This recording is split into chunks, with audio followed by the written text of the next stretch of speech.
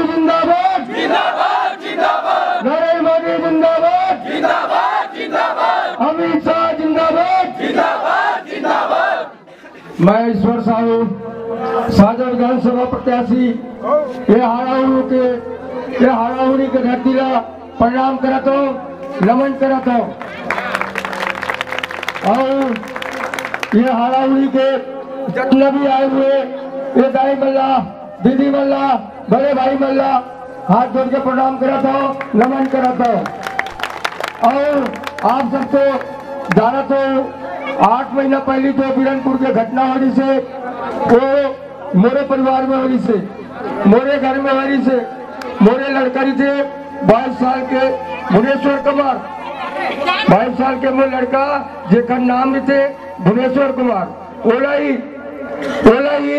ये रवीन चौबे के गुंडा मना गांव में लड़ाई के काम करते।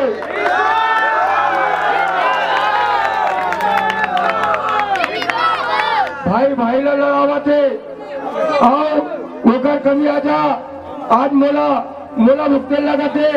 मेरे घर के चिराग अनुजाती मेरे घर के जो कमी आ रही से भुवनेश्वर कुमार जो कमाई जलाती से चिल्ला